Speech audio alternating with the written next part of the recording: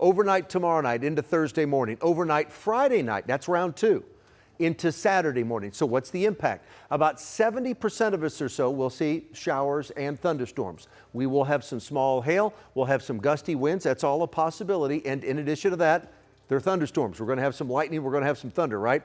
But the threat of severe weather is very, very low. What do you need? You need to stay updated on the forecast. You might need to grab the rain gear and download WFA Plus to your TV. Level 1 right here in the Dallas-Fort Worth area. That's overnight tomorrow night, okay? And then and that means some small hail, some gusty winds. A little more likely into level 2, that's western sections of North Texas, and it's most likely up here in Wichita Falls, Archer City, Seymour area. That's not the WFA viewing area, but here in the Dallas-Fort Worth area, some small hail and some gusty winds can't be ruled out. Right now I have some thunderstorms west of Wichita Falls. They are in the process of falling apart. They won't make it into North Texas, but overnight tonight we will have a cloud cover that will slowly increase. We'll start tomorrow with some clouds in the morning and a temperature of 66, and then most of tomorrow and tomorrow evening are dry. It's overnight tomorrow night and early Thursday morning. I'll have the thunderstorm timeline for round number 1 and round number 2. I'll have the thunderstorm timeline for that and your Easter weekend forecast coming up. All right, thank you, Pete. You know, this is a great time to download WFA Plus to your TV right ahead of these storms. You can get live weather coverage and check the radar at any time. We are monitoring breaking news of a church fire in Whitney. That's in Hill County, just west of Hillsboro. The fire started at around 6:30 this evening at the Fort Graham Baptist Church. You can see all those flames consuming the roof, all that thick black smoke visible for miles. Firefighters from Whitney, Cedar Creek, Lakeview, and other surrounding communities have been on the scene all evening. There are no reports of any injuries or the cause right now, but the church's social media shows a fundraising dinner was planned at the church this evening at 6. No word yet how this will impact their Easter weekend services. We're also following some breaking news in Dallas. Police are investigating a deadly shooting along I-30 near Cockrell Hill Road. This happened in a busy shopping center's parking lot, and Teresa Woodard is live with officers still on the scene. Yeah, Chris, I want to tell you we don't have a lot of information, so what I'm going to give you is very preliminary from Dallas police. But as you said, we have confirmation of a deadly shooting in this parking lot. I'm going to step out of the way and let photographer Giovanni Garcia zoom in just a little bit so you can get a look at this active police investigation. You can probably see there are some evidence markers on top of a vehicle and another vehicle kind of parked askew. We don't know exactly what happened, but we do know that some witnesses are telling us there was some sort of a disturbance followed by several gunshots. And you can see a lot of those markings there on those vehicles as police are investigating. We do not know at this hour if anyone is in custody. We simply know that there was one person shot and killed in this parking lot.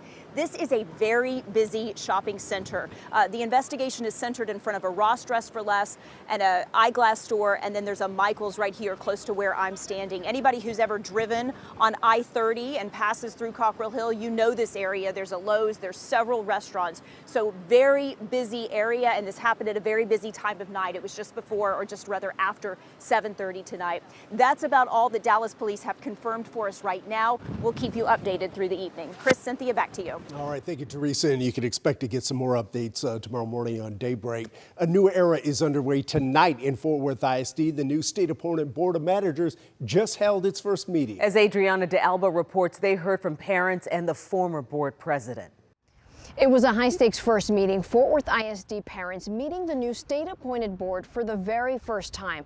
The superintendent laying out his action plan as families and this community voiced what they want to see from new leadership. This board is new to everybody in this room. A new school board president. It's a time of transformational change for ISD. An all-new state-appointed board. I'm excited. I'm wired. And a new acting superintendent. All appointed during tonight's Fort Worth ISD board meeting. The first with new leaders handpicked by the Texas Education Agency amid a state takeover. It comes following a Fort Worth ISD campus's repeated F ratings, triggering the TEA to intervene. I hope you guys are ready to have tough conversations. Parents quick to voice their needs. You are here, and we must hold you accountable for that improvement. Calling for transparency and accountability. We're here because our community deserves to be part of decisions about our children's education. Former board president Dr. Roxanne Martinez addressing the board directly. I welcome you into our work and hope you will build on the progress that we have already set in motion. She and others voicing concerns about the new board's decision to waive existing board policies. When policies are set aside without clear justification, it raises deep concerns. The board president explaining the suspension is only temporary, while the new board makes adjustments and promising this: Student outcomes and radical transparency. Dr. Peter Licata is now the official acting superintendent, and he unveiled a theory of action focused on student achievement, excellent instruction, and other goals. We have an opportunity here, and we have to take advantage of it, and we will. The work starts now, and this community and the state are watching. In Fort Worth, I'm Adriana D'Alba. Tonight, the founder of Gateway Church in South Lake is out of prison after serving a 6-month sentence. Robert Morris pleaded guilty to 5 felony counts of child sexual abuse after Cindy Clemishire said Morris abused her when she was 12 years old. He released a statement asking for forgiveness from Clemishire and her family, saying, quote, "What I did to Cindy decades ago was wrong.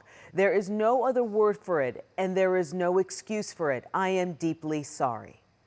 And while he took responsibility when he pleaded guilty, there was no apology in person right then and there. Morris must register as a sex offender and pay $270,000 in restitution to Clemishire. He will be on probation for 9.5 years. Well, a new rule is now in effect banning smokable hemp in Texas. Dispensaries had to remove some of their best-selling products from the shelves, like THC flower and pre-rolls. The new rule applies to anything with more than 0.3% total THC, which is the compound that produces a high. Retailers expect to lose a big chunk of their business. 80% of our revenue. So our income was based on 85% of what just got banned. The state also hiked retail stores' registration fees from $150 to $5,000, and a manufacturer's license jumped from $250 to $10,000. Supporters of the new rules say it closes a loophole that allowed intoxicating products to be sold with very little oversight. We are just 72 days away from the start of the 2026 FIFA World Cup, and we now know which teams will make North Texas home. Sweden and Czechia punched their ticket today to the biggest sporting event on the planet. Sweden will set up their base camp in Frisco and Czechia in Mansfield. Cole Sullivan shows us the dramatic finish to one game and explains what a big win it is to host a base camp. There we go. There we go. For these teams, this match means everything. Let's go. Go, go, go, go, go, go, go, go, go. For their fans, too. Come on, right there. Vamos. Vamos. No, 1-0, 1-1, 2-1. Couple minutes, they went over overtime. I knew they were going to score no matter what. But for the city of Mansfield, the win is already in the bag. No matter who comes out on top in the game, Mansfield's new stadium will host their World Cup base camp. Well, listen, the stadium is about done. We know that it is ahead of schedule. Come on. Y'all need to come to Mansfield. At this watch party, Denmark fans outnumbered Czechs, and they almost made it happen. They're going to make it. They're going to make it. They're going to make it. They're going to make it. A dramatic finish. And then PKs, I don't know what happened, but it just went their other guys' way. Meant Czechia will call Mansfield home this summer. Let me wipe out my tears. Hold up. We're excited about it. We're working on the pronunciation and all of that stuff. Across town, Frisco's Toyota Stadium will host Sweden's national team as North Texas prepares to welcome the world. Right now, you think it's busy. It's going to be busy this summer. Now we know which teams will be here. Well, and just having the practice teams here will be great. The countdown is on. Just over 70 days to get ready for them. What I know about Czechia is the fact that they're coming to Mansfield and that all their folks are going to come and they're going to have a great time. In Mansfield, I'm Cole Sullivan. We're going to have a lot of that this summer. I myself will be one of those crazy fans. The final phase of ticket sales for World Cup games opens tomorrow. They will be sold on a first-come, first-served basis through FIFA.com. Well, President Trump just announced plans to address the nation tomorrow night to update Americans on the war in Iran. It comes as attacks across the Middle East continue tonight. and the Strait of Hormuz remains largely blocked by Iran. The president suggests that the war will end in the next few weeks, and he's been speaking with the country's parliamentary speaker. Meantime, the price of crude oil and gas continues to climb. The nationwide average now tops $4 a gallon.